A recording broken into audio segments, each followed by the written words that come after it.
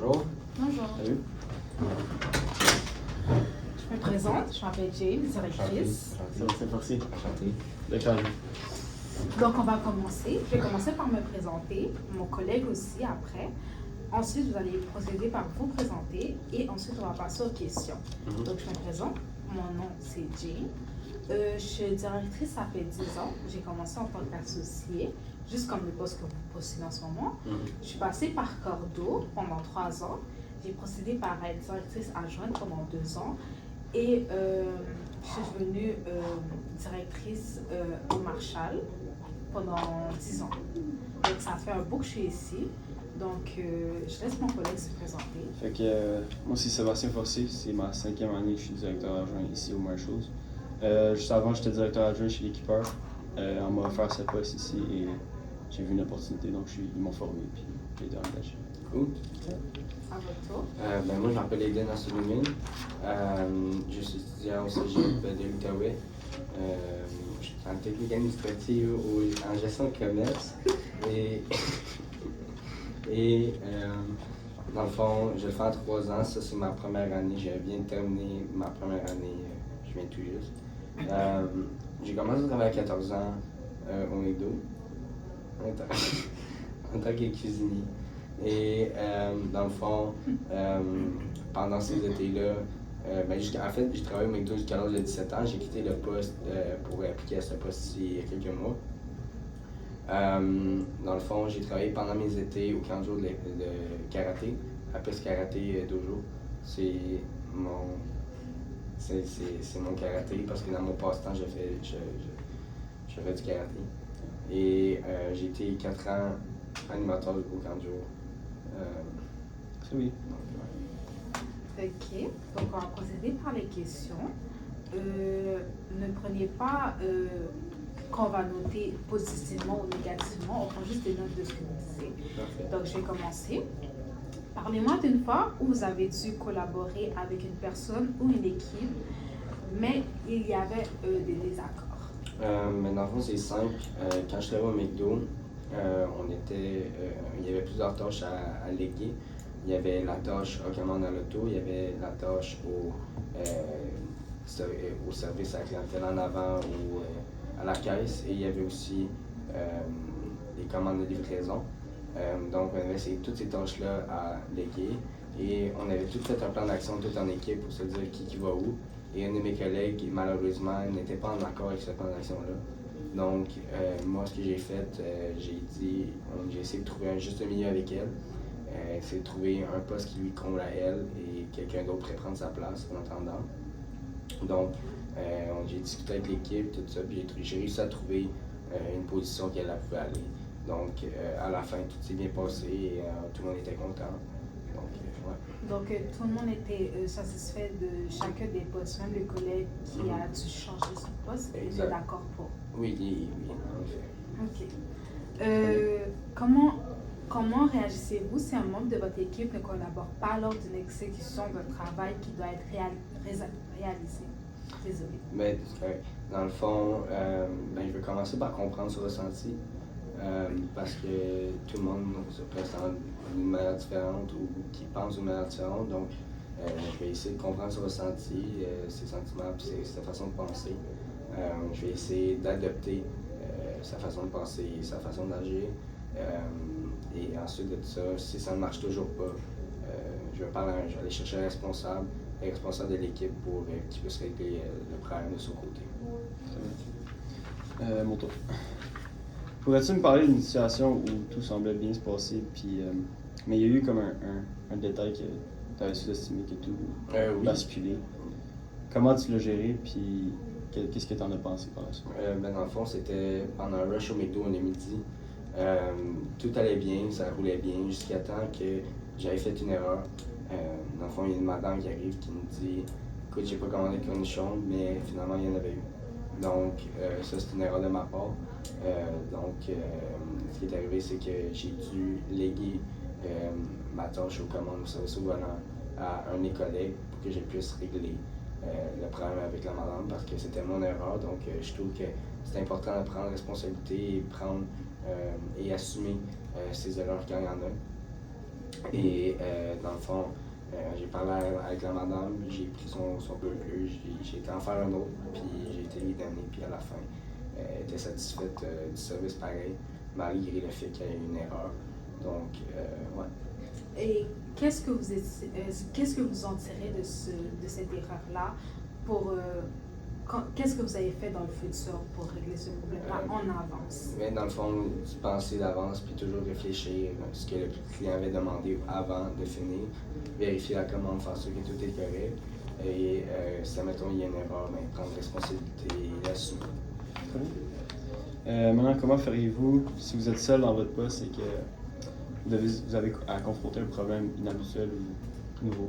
Ben, dans le fond, je vais commencer par comprendre le problème parce que chaque problème vient avec une cause ou une raison. Donc, essayer de trouver la base de ce problème-là. Et ensuite, trouver des solutions pour remédier à ce problème-là et essayer de prévenir le fait que ça se reproduise dans le futur.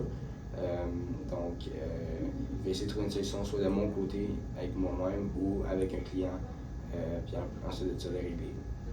C'est vrai qu'ici au Marshall, il y a beaucoup de clients.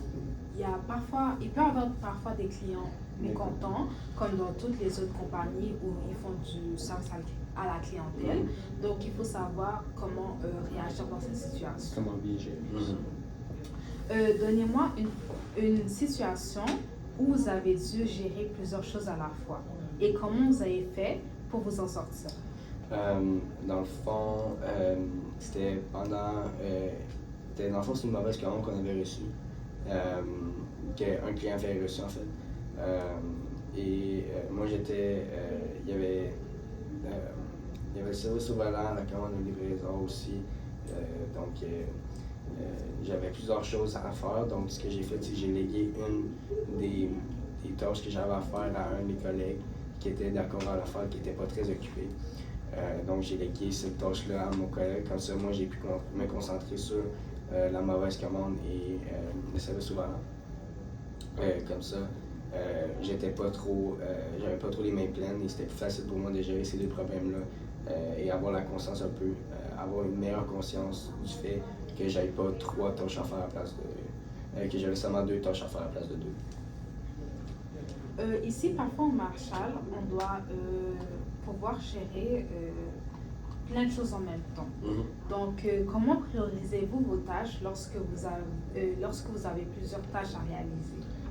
Mais dans le fond, j'y vais par le délai. Personnellement, moi, j'y vais par délai. Si, admettons, il y a quelque chose à remettre ou à faire avant une certaine heure, puis l'autre un peu plus tard dans la journée, bien, je vais prioriser l'affaire qui est à faire avant, celle qui est plus tard. Mais si, admettons, j'y vais dans le concept du client aussi, mettons, je suis en train de passer la mop ou le balai, mettons au McDo, par exemple, puis il faut que j'aille porter une commande dehors à un auto, ben, je vais prioriser le client avant le balai et la mop parce que le client vient avant tout. Ça peut arriver d'avoir du stress au travail ou dans la vie de tous les jours. Fait comment tu gérerais ce stress? Mais dans le fond, c'est vraiment, ça vient avec la patience et avec les clients. Puis aussi l'organisation de ton temps puis des responsabilités. Il faut aussi que tu sois proactif et penser les choses d'avance. Comme ça allège déjà ton stress d'avance. Et pendant tes pauses, pas trop surcharger, prendre un petit 2 minutes, relaxer, respirer, manger un petit quelque chose comme ça. Pendant le restant de ta journée, tu es en pleine forme. Exactement, et moins stressé.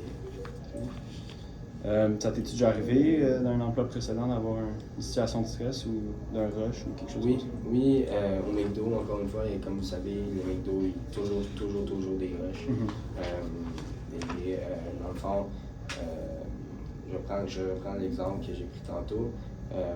La madame qui avait des cornichons dans son burger, qui finalement, il n'en voulait pas. Mais dans le fond, elle était vraiment pas contente du service, toute l'équipe. Donc, moi, ce que j'ai fait, c'est j'ai réglé le problème avec la madame encore une fois et j'ai donné des tâches aux autres pour être capable d'alléger mon stress du fait que j'ai fait une erreur et que je dois régler le problème avec la madame. Donc, déjà là, c'est un stress de plus sur mes tâches que j'avais, donc j'ai légué des tâches à mes collègues comme ça. Moi, j'ai pu me concentrer sur la madame pour que je puisse être capable d'être moins stressé et avoir plus de patience avec cette cliente. OK. Donnez-moi un exemple lors d'un rush où un client était mécontent de son service et comment vous avez fait pour gérer cette situation? Au McDo, on avait reçu 2 clients. Puis les 2 clients sont venus nous voir et ils nous ont dit qu'ils ont reçu la mauvaise commande.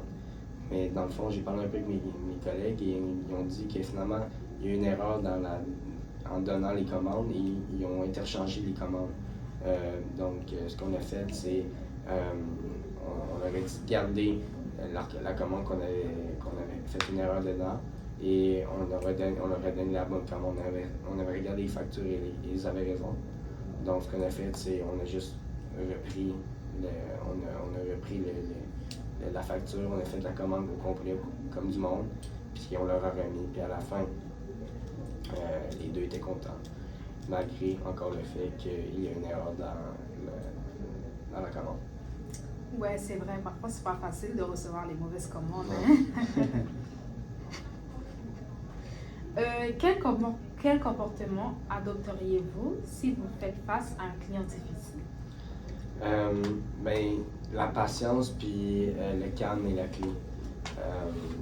Avec un client qui est difficile ou un client impatient ou quelque chose mécontent, la patience et le calme est vraiment la clé parce que tu veux offrir un bon service, mais en même temps, tu veux aussi que les problèmes se passent rapidement, pas comme ça roule bien pendant le restant de ta journée.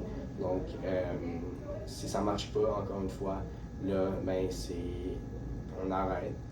Puis je vais chercher le manager pour qu'il puisse régler le problème sans que moi, je puisse perdre patience ou mon calme.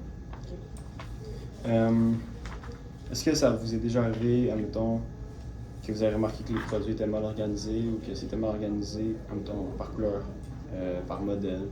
Puis si oui, quelle action avez-vous posée pour régler ce problème? Dans le fond, quand j'étais au McDo, je suis arrivé un matin avant mon chiffre du matin d'ouverture et j'ai vu que le Fruitopia et le thé glacé n'étaient pas à la même place. Donc, les 2 étaient changés. Donc, ce que j'ai fait, c'est que j'ai été chercher en arrière les bons drinks et j'ai été les changer dans la machine. Comme ça, quand le monde arrive, il n'y a pas une erreur, puis le fait que quelqu'un vient nous dire « Ah, c'est pas le bon, ta. » Donc, je me suis dit « Ah, je vais faire la bonne action tout de suite. » Comme ça, on n'est pas obligé de s'en occuper plus tard dans la journée du moment que quelqu'un le réalise.